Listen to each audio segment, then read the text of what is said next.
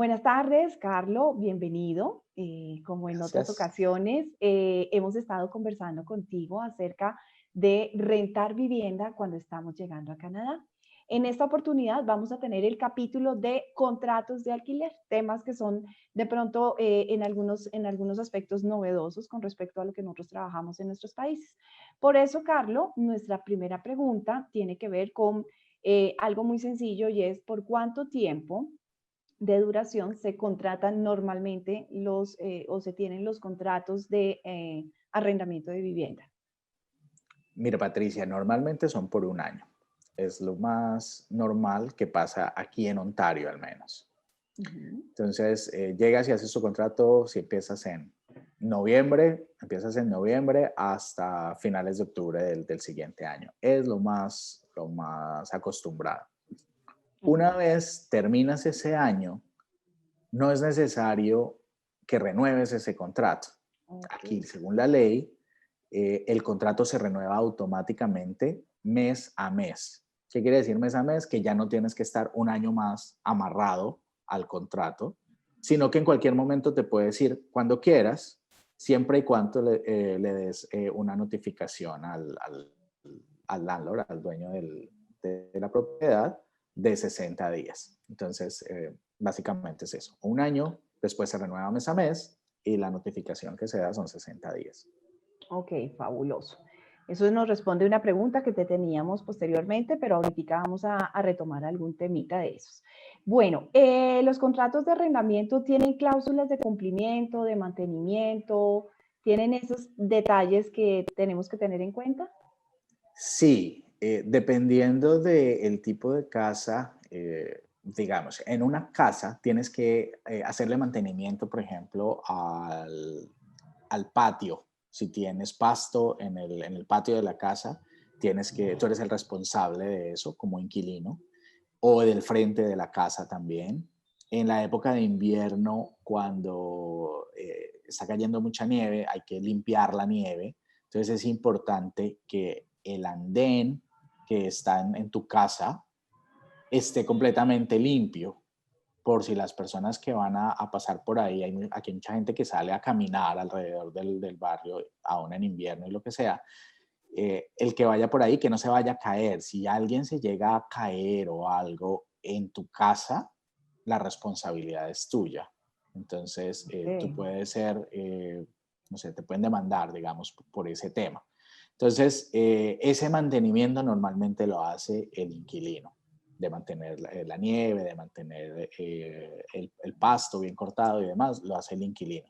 Si estás en un apartamento, realmente en un apartamento no necesitas hacer nada de mantenimiento, todo eso está ya incluido dentro de la administración, digamos, que está pagando el dueño de la casa con el condominio, eso está incluido.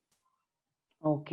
Bueno, ¿se contrata algún seguro al momento de rentar una vivienda? ¿Cómo funciona el tema Sí, de mire que acá seguro? es bien importante el tema de liability. O sea, el dueño tiene un seguro de su propiedad. Ok.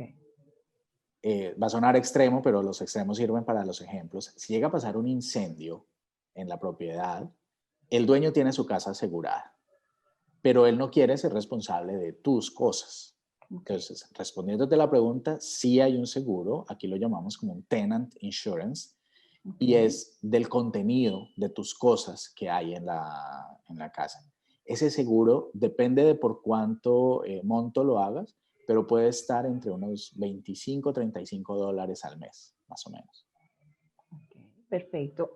Ahí pasa una cosa que, bueno, no sé si tiene que ver con el seguro y es si yo como propietario de la vivienda estoy recibiendo un arrendamiento mensualmente y la persona no llega a pagar ese arrendamiento, ¿tiene que ver algo el seguro o cómo se cubre ese aspecto? No, eso realmente no tiene nada que ver. Mira, aquí la ley protege muchísimo al inquilino. Ok, Es impresionante. Aquí es difícil ser landlord, ser el dueño porque si un inquilino no te paga, es bien complicado sacar a alguien de tu casa, aun cuando no te pague. O sea, te va a tomar mucho tiempo. Entonces, eso es algo importante cuando uno llega, muchas veces uno llega nervioso de no conocer el sistema, de no saber. Es importante que la gente sepa que aquí la ley los protege mucho. Muchas veces, y hay una entidad especializada en lidiar con esos temas entre landlords y tenants. Y una vez, si hay algún problema con un landlord y el inquilino le dice, no, mire, voy a hablar con esta entidad, que es con la board, de una vez el landlord ya, porque hay muchos landlords que quieren abusar o que han abusado de los tenants. Básicamente es por desconocimiento del tenant, porque aquí la ley los protege muchísimo. Entonces, no tiene nada que ver ese seguro con que no pagues la renta, con que nada de eso. No, eso es un tema completamente aparte. Eso es solamente por si algo pasó en la casa, tú tienes tus propiedades, lo que tienes ahí en la casa está cubierto, digamos. Es solamente para eso. ¿Es viable, por ejemplo, o sucede que las personas cuando lleguen a rentar se pida algún tipo de referencia de arrendamientos anteriores o no? Sí, sí, aquí normalmente llenamos un formulario que se llama una aplicación de renta. En esa aplicación de renta va el detalle de las personas que van a vivir en la casa. Va la información del empleo, si tienen empleo, y de las últimas 2 residencias donde han vivido. El tema con las personas que llegarían nuevas, digamos, es que no tienen aquí nada, no tienen registro aquí de contactar a quién para que les dé referencias de eso. Hay otro espacio de referencias personales. Si tú llegas acá y ya conoces a alguien y puedes perfectamente poner eso, pero son referencias más personales. En mi caso, por ejemplo, cuando mi cliente es el dueño de la casa que estamos rentando y me llega un aplicante, yo lo que hago es llamar no al landlord actual, sino al landlord anterior. Porque si el landlord actual está aburrido con esta persona, probablemente no me diga nada, no me va a decir, no, me va a decir es excelente, es genial, paga a tiempo, bla. En cambio, si yo llamo al landlord anterior, me va a dar una información seguramente más cercana a la realidad. Entonces, sí, ese formulario, digamos que tiene toda esa información y sí se pide ese tipo de referencias. Ok, ¿y se paga algún depósito de garantía al rentar? Se paga un depósito. Mira, este es uno de los temas más importantes en cuanto a la renta, cuando voy a rentar aquí una propiedad. Y es, si se paga, por ley se paga un depósito de 2 meses de renta, que corresponden al primer mes y al último mes. Como mi contrato es de 1 año, va a corresponder al mes número 1 y al mes número 12. Del mes número 2 al 11, lo que hago normalmente es dar unos cheques postfechados. O se puede cuadrar una transferencia electrónica o lo que sea, pero normalmente son unos cheques postfechados.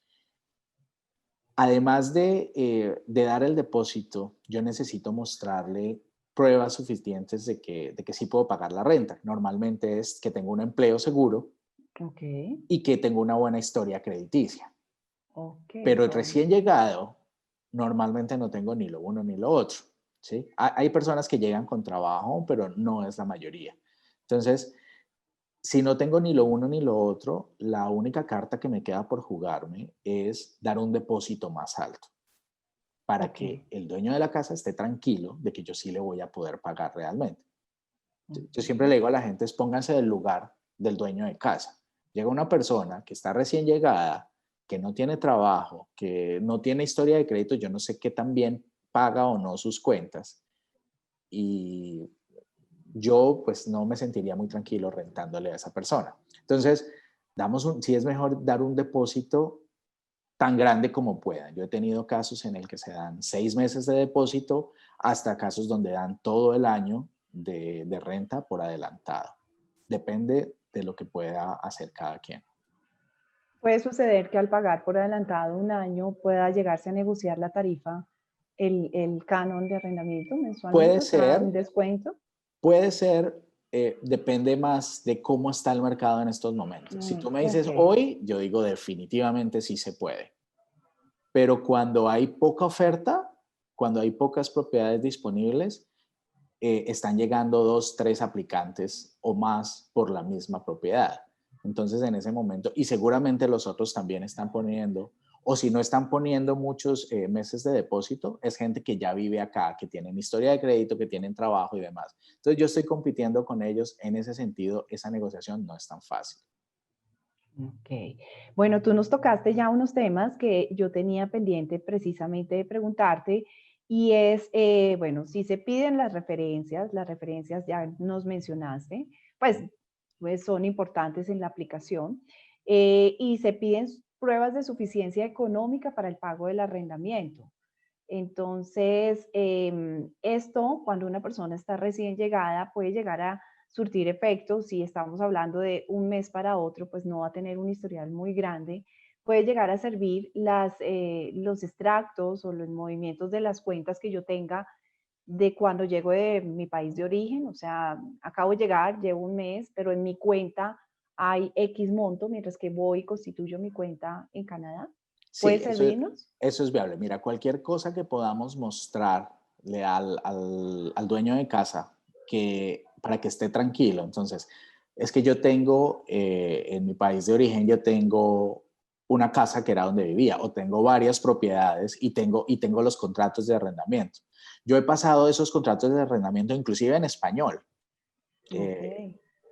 Ese es el contrato que tiene la gente. Yo les digo, mire, está en español porque es allá, no vamos a traducir eso, pero mire, tiene esto, tiene esto. Les muestro todo lo que mis clientes tienen, pero se los Ujú. mostramos y les digo, mire, son unas personas que están muy bien, que tienen esto, que... Entonces, todo lo que nos sirva para darle tranquilidad a la otra parte nos va a ayudar. Si tengo savings, ahorros en ciertas cuentas por tanto monto, mostrémoslo, que todo eso lo que va a hacer es darle tranquilidad a la otra persona para nosotros poder acceder a la casa.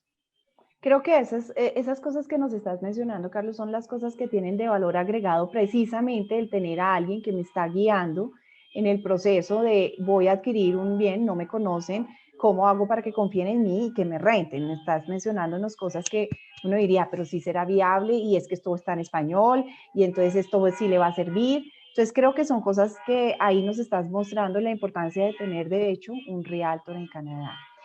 Ese tipo de cositas. Vamos a pasar a otro tema y es el tema de la mudanza. Me voy a mover. Hay fechas especiales para realizar las mudanzas. ¿Cuánto puede llegar a costarle a una persona el hacer esa mudanza? ¿O cómo se hacen las mudanzas en Canadá?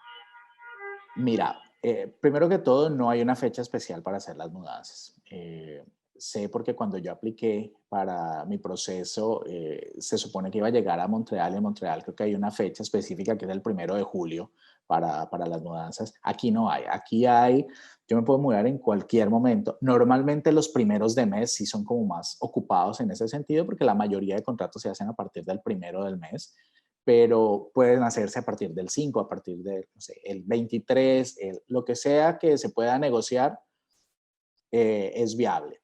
Entonces, ¿cómo se hacen las mudanzas? Hay muchas compañías para hacer la mudanza.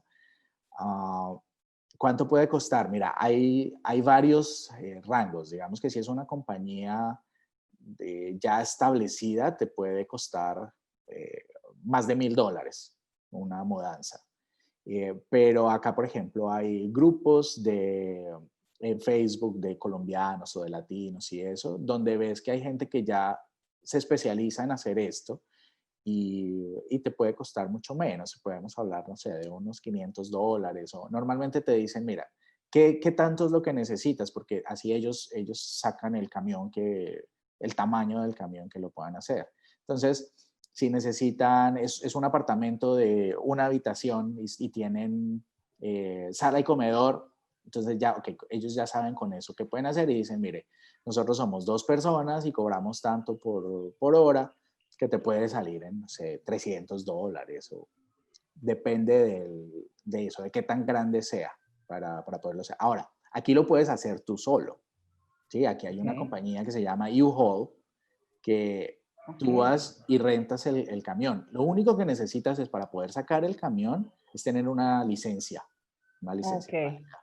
Pues si tienes una licencia de conducción y llegas allá, tú puedes sacar y rentas el camión y lo que pagas es la renta del camión y la gasolina que le vas a poner para devolverlo con la misma gasolina. Yo recién llegado, a mí me regalaron unos muebles, un sofá, una silla, Ujú, Y eso fue lo que hicimos, rentar. Entonces yo ujú, usé aquí la licencia de alguien que me lo prestó para que manejara el sí. camión y ya lo ponemos ahí porque pues sale mucho más económico que pagarle a alguien. Ok. ¿Y hay algún horario especial para el tema de los trasteos? Depende Co- es de cuando tú separes el elevador. Por ejemplo, si te vas a mudar a un edificio, tú tienes que separar el elevador con la administración Ah, y ok. tienes un rango de tiempo para eso. Entonces, mire, yo separo el elevador entre 1 y 4 de la tarde. Ujú. Entonces, ahí es donde entonces ya tengo que contratar mi servicio de mudanza para que lleguen entre esa hora. ¿Sí me explico? Entonces Ok. depende más de eso. Si te estás mudando a una casa, en una casa no hay problema porque puedes llegar a cualquier hora. Ok, lo digo porque en países como el nuestro, pues de pronto sí hay ciertos horarios específicos en los que deberías hacerlo y más pues como por reglamento también de las propiedades como que tienen unos horarios establecidos para eso. Pero en general por ley no hay ningún tema que No, nos hable de horarios especiales de mudanzas. no. Perfecto. Ahí me quedó una sola duda, Carlo, y es si yo estoy recién llegado y llega a suceder que yo ya tengo muebles o porque los adquirí, los tengo en un lugar temporal. Al tener mi licencia internacional, yo no podría mover ese tipo de autos si lo hago por mí mismo, ¿no es cierto? ¿O crees que podríamos hacerlo? Porque es la licencia de No, yo Colombia creo la que que te nos piden la permite licencia, es la de acá ya. Ahora, para poder sacar el camión. sí, la licencia de acá, aquí puedes tener la licencia muy fácil haciendo un examen. O sea, cuando ya Ah, tienes el tiempo de manejo y demás, aquí puedes sacar la licencia muy fácil. De hecho, una recomendación grandísima para la gente es saquen su licencia de conducción apenas lleguen, así no vayan a ok, comprar carro. Hay ok, gente que llega y perfecto. compra carro en 2 años, 3 años, pero Sí, desde que tienes licencia empiezas a hacer historia. Es como si estuvieras conduciendo desde esa época. ok, Esos 2 años de diferencia te pueden hacer una diferencia grandísima en el seguro. ok, fabuloso. Eso nos da para temas de conversación también más adelante. Sí, sí. Bueno, perfecto. También te quería preguntar un tema con respecto a los contratos, volviendo un poco al tema de los contratos de alquiler. Cuando nosotros contratamos y ya tenemos el documento, esto del documento del contrato viene al detalle lo que le incluye en términos de servicios que tiene que asumir la persona. Sí, sí, viene ¿De qué nos? completamente detallado. Te dice, por ejemplo, servicios en una casa. Volvemos al tema y aquí Ujú, se divide mucho lo que es condo y lo que es casa.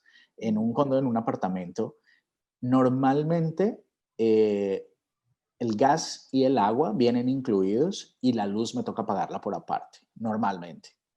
En Ok. una casa tengo que pagar todos los servicios por aparte. ¿Mm? Por ejemplo, los basement, cuando hablábamos de un basement que valía, no sé, entre 1.000, 1.500, normalmente en los basement cuando te lo rentan con todo incluido. No tienes que pagar. Depende. A veces te dicen, ok, sí, tanto, pero pagas el 30% de los servicios o lo que sea. Pero viene en cada contrato, te dice qué te incluye, qué no te incluye, qué paga el landlord y qué paga el tenant. Ok, perfecto.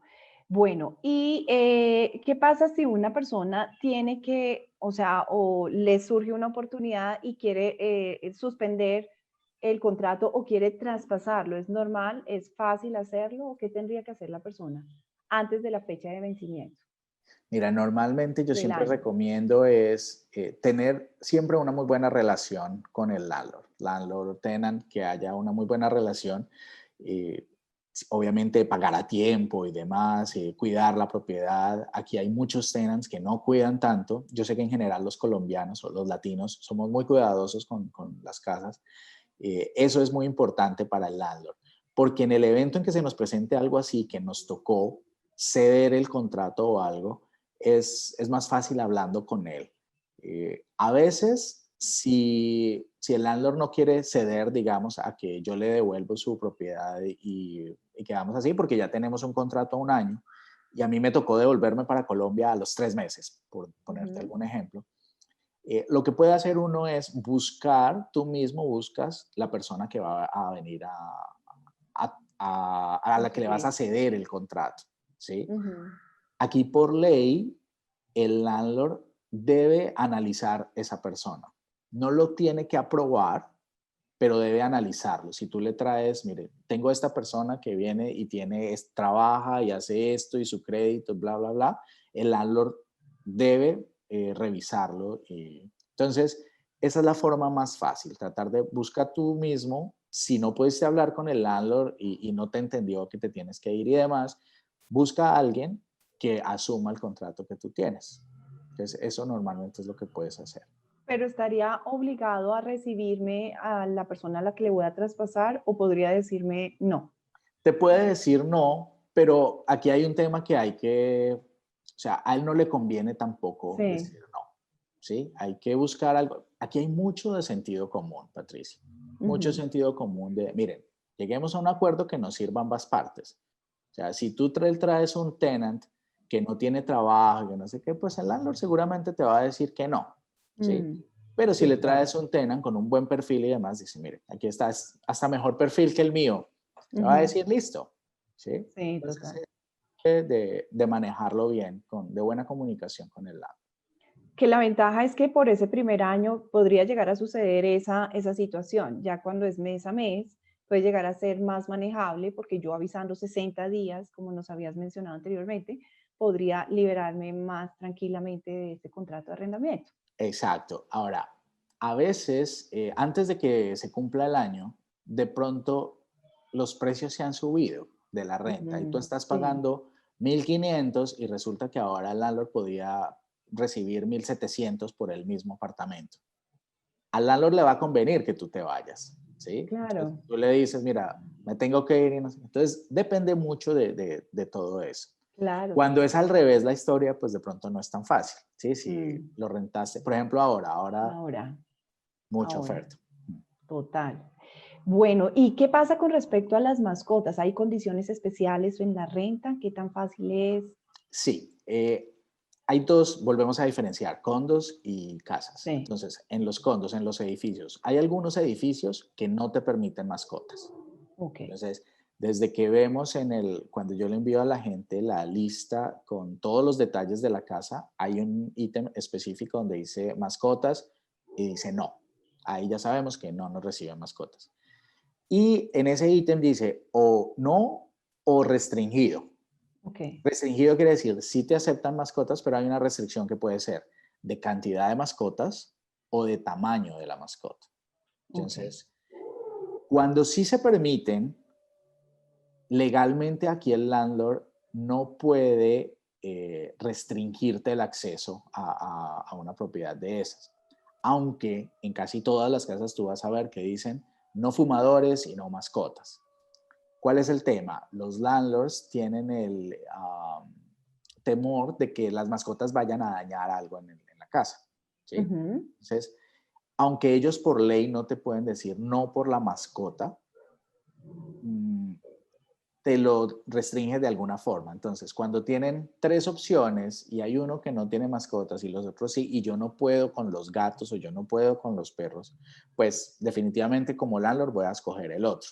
ujú, La forma de darle la vuelta a eso es ofrecerle al landlord un ok, depósito por daños que puedan causar las mascotas. Eso es lo que normalmente hacemos acá. Le decimos, mire, nuestra mascota lleva 10 años con nosotros, sabemos perfectamente que no va a causar daños y demás, tan así que estamos dispuestos a darle un depósito reembolsable, que en el momento sí, en el que yo me vaya, usted revisa la propiedad y si no hay daños, me devuelve el depósito que yo le di. Entonces, ok. eso le baja la atención un poco también a la preocupación del landlord y nos facilita poder acceder a más casas, Ok, y eso quedaría dentro del documento del contrato de arrendamiento. por supuesto. Ahí, ok, perfecto. ¿Cómo funciona el sistema de reciclaje en las viviendas? Sabemos que es importante, sobre todo cuando estamos hablando de casas. Sí, en las casas normalmente lo que hay tres tipos de basuras que tienes que manejar, que son los orgánicos, que es todo lo de la comida, los desperdicios de comida y demás. El reciclaje, que es, bueno, cartón y vidrio y demás, y la basura. Entonces, aquí cada ciudad tiene unos horarios, entonces dependiendo de la dirección de tu casa, la basura pasa por tu casa todos los, no sé, miércoles, por decirte alguna cosa. Entonces, hay que mirar con cada ciudad, hay rutinas diferentes, pero lo más común es, este miércoles recogen orgánicos y recogen basura. El siguiente miércoles recogen orgánicos y reciclaje. Entonces, cada casa tiene un bin, una caneca diferente, una para los orgánicos, una para la basura y una para el reciclaje. Entonces, yo lo que hago es divido eso. Entonces, en la casa normalmente tenemos una canequita pequeña para cada uno de esos y estamos llenando la grande, que es la que vamos a sacar a la calle el día que pasa la basura.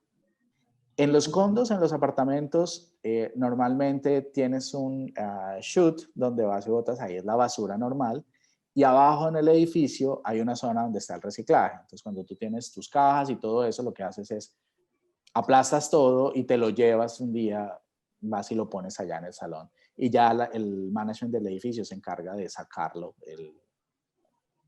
cuando Ok.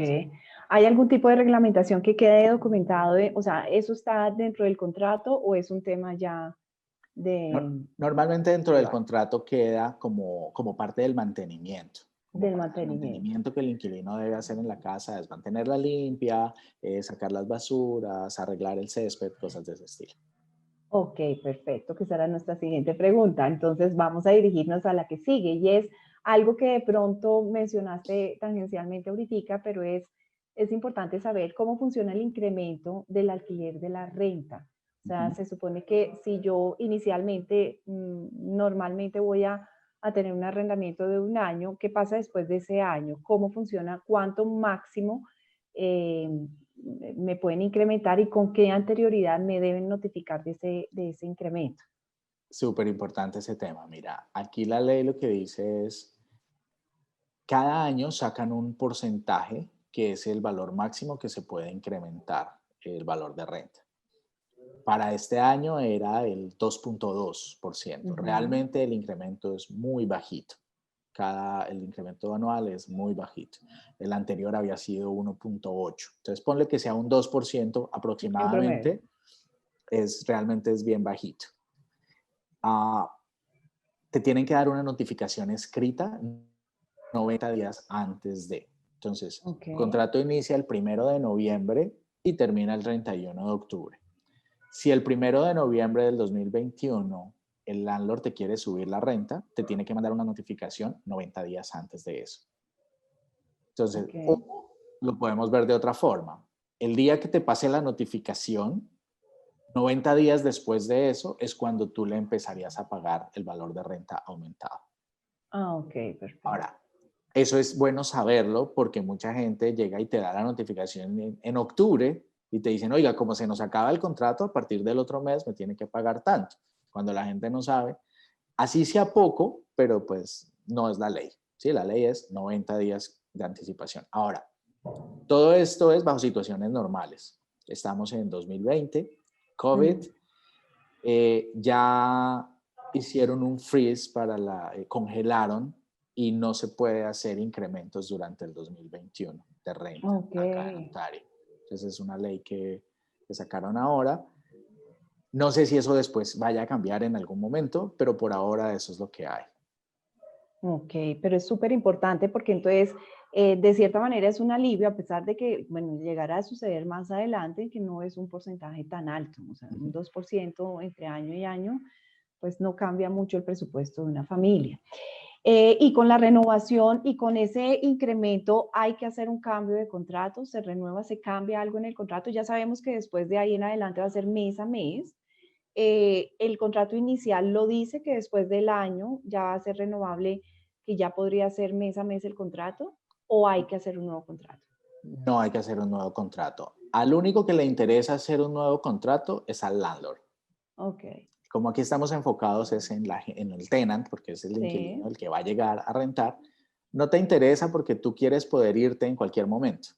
Entonces, ok, lo puedes hacer, no es que esté prohibido ni nada, lo puedes hacer, pero eso es más en beneficio del landlord que del tenant. ok, ¿Sí? perfecto. Entonces, simplemente se acaba, sigues mes a mes. Si ya hicieron un acuerdo y quedó escrito, envía un mail que te enviaron y te dijeron el valor nuevo va a ser X a partir de tal fecha, sigues pagando eso, la nuevo valor, pero no necesitas hacer un nuevo contrato. Ok. Y ya para terminar, así como nos dijiste, la notificación del incremento va a ser 90 días antes para dar terminado, y creo que lo habías mencionado anteriormente, pero como pregunta final de los contratos de arrendamiento, ¿con cuánta antelación debo notificar entonces que doy por terminado el contrato? 60 días. 60 días. 90 para el incremento, 60 para la terminación. ¿Y lo Sí. debo hacer por escrito, la notificación? Es mejor hacerlo por escrito. De hecho, hay unos formatos específicos. Se puede hacer en un email, no es Ok. necesario que sea, pero hay unos formatos que dependiendo de la situación que esté pasando, es mejor usar uno u otro. Entonces, esos los podemos, están en la página, en el website de la entidad que te digo que regula todo entre landlords y tenants. Ahí están esos formatos. Los 90 días, para aclarar un poquito, los 90 días para el incremento es una notificación que le da el landlord al tenant, ¿right? Ok, sí. Cuando yo me voy a ir, pues yo soy el que le doy al landlord los 60 días, antes de, ya sea en el año que me vaya a ir o después de eso, son 60 días. ¿Okay?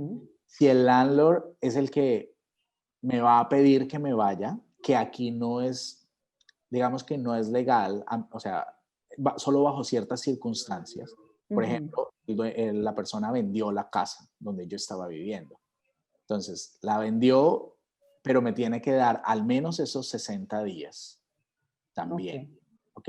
Y me paga un mes de renta. Ah, ok. Es, como te decía, aquí la ley favorece muchísimo al tenant. Entonces, eso es importante saberlo porque a veces pasa, digamos que la gente sí vende su casa, o a veces simplemente quieren es, como estás pagando muy poquito, sacarte para tener a alguien nuevo. Eso no es tan fácil aquí. Tienes que, no es muy fácil. Entonces, igual hay cualquier cosa, digamos que es, hay que mirar en detalle cuál es el caso específico, pero en términos generales la ley protege muchísimo al tenant. Ok, fabuloso. ¿Y en qué momento, en ese caso, se devuelve el depósito? ¿Al cuánto tiempo se devuelve que yo dejé inicialmente? ¿El de las mascotas? No, el depósito El en depósito general. inicial. Ok. Sí, en que El depósito inicial, acuérdate que es primero y último mes. primero. Sí. ¿Sí? Entonces, ya se corrió, digamos que estás llegando al último mes. Si vas a seguir en la casa, Sí. entonces simplemente cuando te vayas a ir, por ejemplo, hoy das la notificación que, ok, me voy a ir en 60 días, estamos en noviembre, me voy a ir a finales de enero, ¿sí? Entonces, señor landlord, en diciembre le pago la renta, pero enero no le pago porque en enero me corre el depósito que yo ya le di hace X tiempo. Ok, perfecto. Entonces, en enero yo no pago porque yo ya pagué hace un Ok. tiempo, cuando No inicié. tendría que esperar a pagar el último mes para recobrar mi último mes de depósito.